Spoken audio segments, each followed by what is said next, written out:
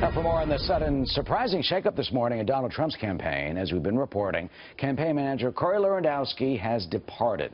And that comes amid, of course, some slipping poll numbers for the presumptive Republican nominee, his former boss. So what is the media reaction? What do we make of all this? Tammy Bruce is a radio talk show host and Fox News contributor.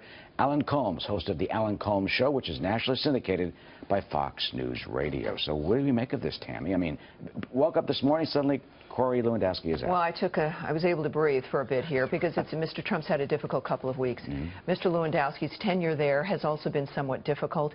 Yes, it's been a year since Mr. Trump went into the political scene. Just a year. He's the Republican nominee. And yet the issues regarding Mr. Lewandowski, I think, became clear. His lack of experience. There's been reports of a public fight between himself and the communications director on the street or something, on Fifth Avenue in front of Trump Tower, supposedly. You know, I think that there's so much going on for a crew that is somewhat inexperienced, even for Mr. Trump, this is his first dynamic here. But what it tells you is that he's serious about wanting to win. He knows he has to make an adjustment for the general election. For everyone on the Democratic side, including my friend Alan here, Mr. Bickerson, we know that if they were hoping that Mr. Trump would stay the course and continue having problems, that changed today. And this is also going to be a sign, I'm sure, of other larger changes.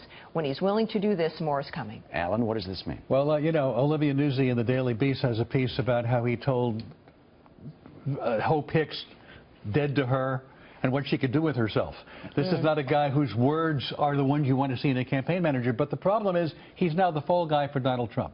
Donald Trump has to pivot. And he says, I've got the best words, I've got the best brain, I'm my own advisor. It doesn't matter who his campaign manager is if he doesn't actually make the change. And just this weekend, we saw him talking once again about Muslim ID cards, going beyond what he had said before, doubling down on stopping Muslims coming into the country. He has the Republican Party running away from him. Paul Ryan saying people have to vote their conscience.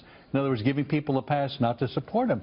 So that's the problem. Unless Donald Trump himself changes, it doesn't matter who he has as his campaign manager. Does Corey represent the primary Trump versus the general election Trump? And that's what Trump has to do. You know, I don't think that. I think that Mr. Trump doesn't have to change at all. I think that it needs to be less pressure on his shoulders about the nature of how to proceed and what the focus is. Look, this is about the economy and about jobs, and now also about terrorism.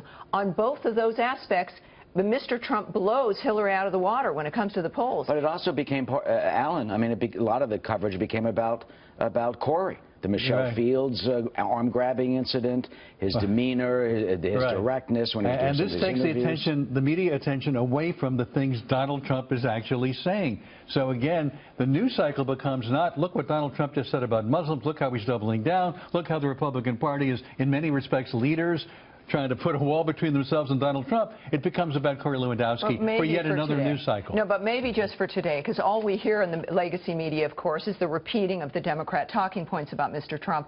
But this is where a new campaign director, or Mr. Manafort, or an expansion of his campaign will work, is in making sure issues about the job and the economy are foremost at the top of the campaign. All right, Alan, Tammy, we're out of time. But don't you hate when they, when they give you the boot, they say, we thank you for your great dedicated service and we wish you the best. I'm sure Mr. Lewandowski will be fine. Okay, thank you.